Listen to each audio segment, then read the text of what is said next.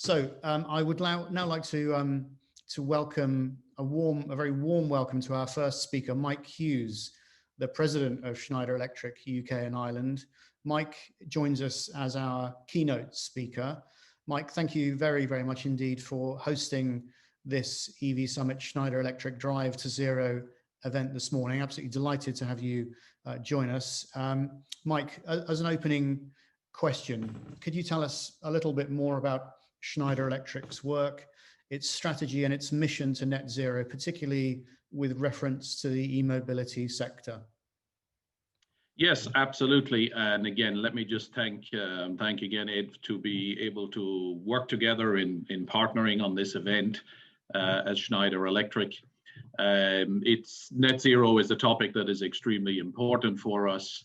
And it's something that we as Schneider Electric take extremely seriously. And of course, this EV journey is a major part of that. I don't know if we're able to share. I had just one or two slides. I don't know if we're able to see that as we go through. Yes, there we go. So this is just to facilitate our discussion.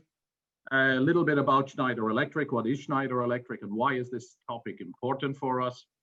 So we're a global technology company. We play pretty much in every country around the world.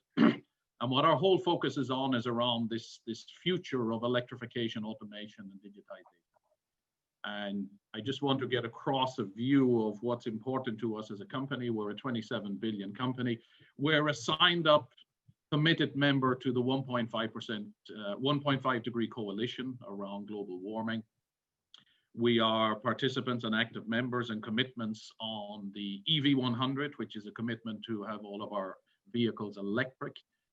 The renewable 100 and the energy performance 100. So we are a serious player in terms of not just bringing technology to the market that can help other companies become net zero, but we ourselves are making serious commitments on that.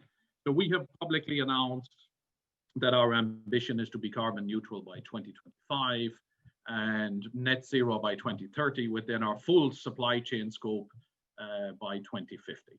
Now, these are pretty ambitious targets for our sector, but I hope it brings across the importance of the topic of sustainability and net zero to us as a company. You can see we have a very good global footprint. We operate in all of the major markets of the world. And down on the bottom, it just gives you a flavor of the markets that we work in: commercial and industrial buildings, data centers, industry, infrastructure, etc. Now, what's interesting about those is that's where the energy is being consumed. So Schneider is effectively playing in the markets where the large volumes of energy are being consumed. And of course, now transportation is becoming electric, and the EV story is a big part of that. So hopefully that just gives you a flavor of who we are and why this topic is extremely important for us. Thanks so much for setting the scene there. So, I mean, you've just outlined how EV charging is a big play for Schneider Electric, but I know from our previous conversations that there's a wider narrative around the energy required for that sector and also for heating. Could you tell us a little bit more about that wider narrative? Yeah, sure.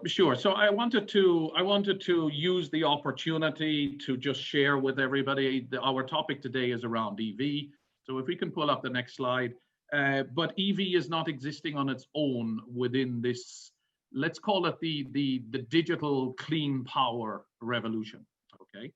And just a few thoughts to share with you that we see happening across those markets that we operate in, and indeed the different geographies that we operate in.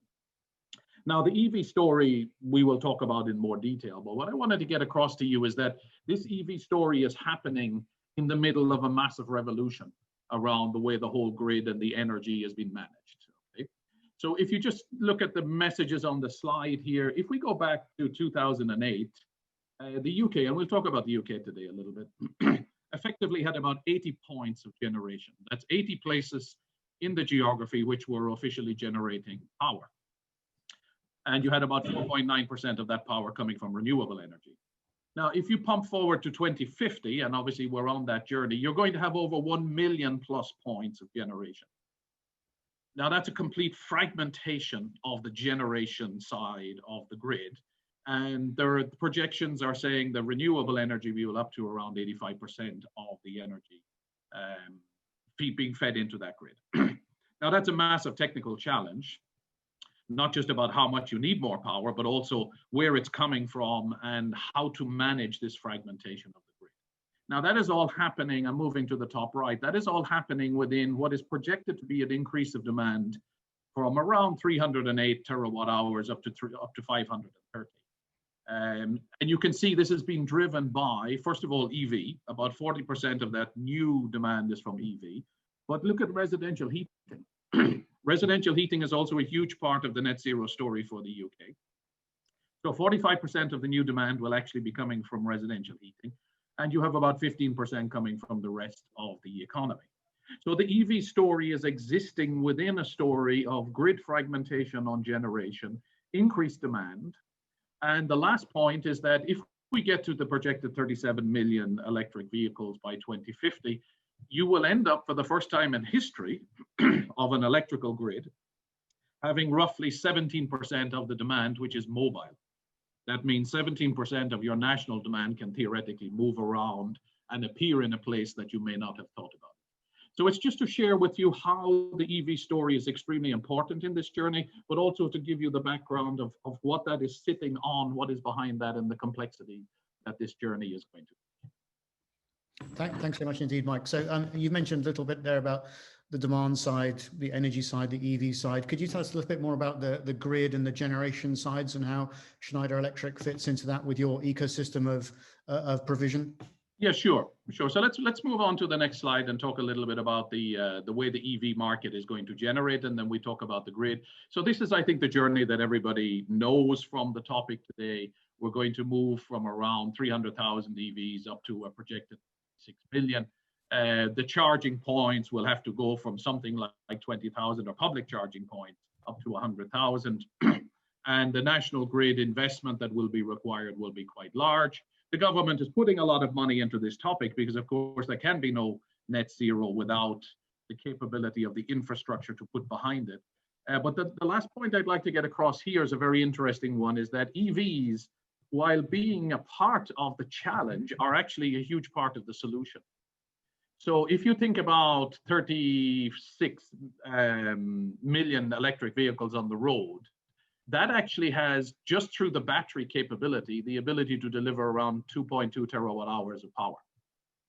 So EVs are going to be a major part of this transition of the grid in terms of stabilizing the grid and acting through bidirectional flow of energy as a major backup capability for stabilizing the grid. So EVs are a huge part of the challenge, but they're also a massive part of the solution around how the grid is going to manage that going forward. Thanks so much indeed, Mike. So I mean, the bidirectional charging side leads neatly onto a question I'd like to ask you about smart charging. So with that huge rise in power, with the bidirectional side you've just outlined, there will be a really powerful role for smart charging. What's your position point on that side of things at Schneider Electric? Yes, I mean, smart charging will be the future of EV and of the grid. So as I say, the capability to have bidirectional flow of energy will be essential in order to make the grid work. Now, if we move on to the next slide, we can see the complexity that is behind that to make that available. It's not just about obviously building EV chargers and then plugging in your car. So to make this market work and this bidirectional charging work and the whole structure of being able to run a grid like that, you have a lot of other functions, services, software that needs to be built, not just the hardware, in terms of facilitating that whole grid of the future. The fundamental piece of it will be is that you will have to be able to charge your car when it is efficient for you and for the grid, and you will have to discharge your car and back onto the grid at a time when that is also efficient and required for the grid. So this bidirectional capability will be absolutely essential to master this complexity that is coming on the grid. Thanks so much indeed, Mike. Just a quick word for our online audience. We very much welcome questions from an online audience. So if you have any questions for Mike or indeed any of our other speakers, please do submit those questions now. Conscious that we have an all-male lineup of speakers, so if we have any questions from women in the audience, please do submit those questions to us. We're very much looking forward to seeing those questions. Mike, a final question from me before we do hand over to some questions from the online audience. there's definitely a fragmented grid that we can talk about. How does the Schneider Electric technology proposition deliver the technology required for the electrification of mobility, from distribution to battery storage and connection to the charging side? Yes, and I think this is the exciting part of the story. So again, if we take the last slide, the technology, this is really a technology story. And the beauty of the situation is that the technologies are essentially there. They're evolving very quickly. A lot of my fellow panelists today are involved in those technologies as well. And this is just our sort of very high level overview of what that grid is going to look like.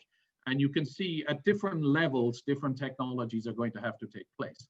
So you have the whole story at the end user piece, which is your smart home, your smart building, your industry, the whole behind the meter story, and then how that connects to the grid, how the grid does battery backup storage, how the grid does balancing, how you switch in and out renewables as they are required. Remember that today, hundreds of millions are being spent at times when there is a large generation of wind power that cannot be used. And generators are sometimes being asked to turn off power, not to generate power. Now that could all be going into batteries and being backing up either in vehicles or large battery backup systems on the grid, which help to stabilize it. Then you're back to distribution, transmission, and of course the whole mixed generation topic that we talked about, the fragmentation of the grid. The solution to all of this is technology. Now, as Schneider Electric, we play in a lot of those spaces, but we are not exclusive to this. We partner with many companies across the story to be able to deliver this technology grid of the future. We'll come back onto the battery question with our second speaker, Matt Allen from Pivot Power. But I'd like to now just throw open some questions from our online audience. We've had many questions come in, Mike. You'll be delighted to hear. Here's an interesting first question from Lester Evelyn, who asks, does Schneider have any views on the AC-DC split for those 100,000 charges you mentioned? Yes, I mean, we are, like all companies, we are watching closely to see how this market is going to evolve. And it's not just an AC story on the charger itself. It's actually related more to that whole grid story. Okay? So, just another point to think about. It's not just AC-DC on the charger.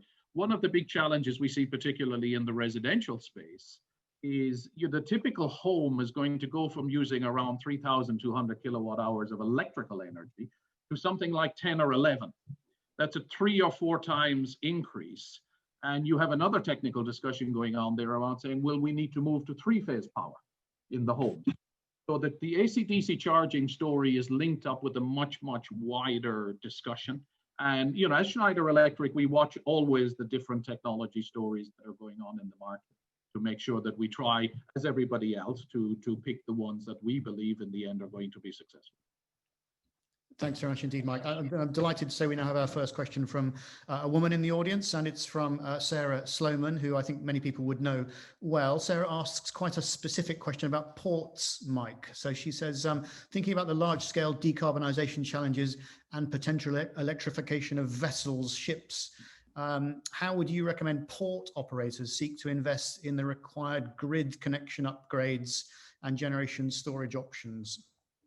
Yeah, this is a great question, Sarah, and a very relevant one and a pertinent one, of course, because the whole ship-shore connection story has been going on for a number of years now.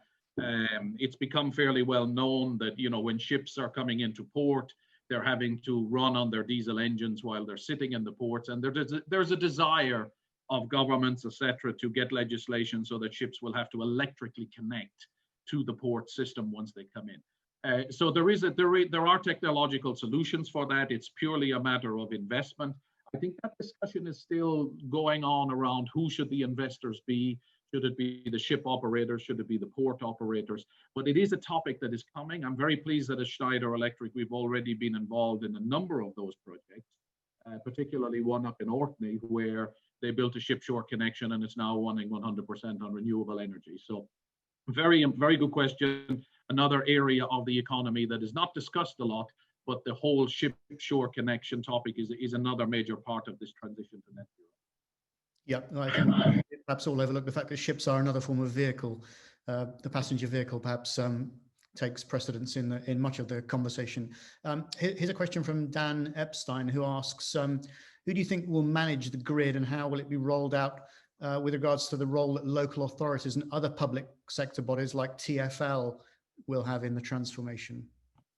Yeah, again, a very good question. I mean, I think this is a moving target. There will clearly be some kind of governance around the grid, a little bit like we have as National Grid today. But what you can see clearly, the journey has already started with the DNO companies today transitioning to what they call DSO, district service operators, where on a regional level, they are going to have to figure out how they balance their local grids, etc. I think what's going to change very much is that the behind the meter players, the large consumers of energy, buildings, industry, data centers. And it's a little bit touching back on the EV story, this concept of bidirectional contracting, of demand response is going to be a major part of how the grid will work in the future. So you're going to have a quite complex set of switching in and switching out. And this is the point I was making about fragmentation of the grid. You have a complete fragmentation on the generation side, but you're also having a fragmentation and complexity on the demand side. You're going to need some good governance and some good technology behind that to make sure that the whole thing comes together. But I think the journey has already started. And as I say, the technology is already there, and the DNOs are also quite clear about how they're going to master that.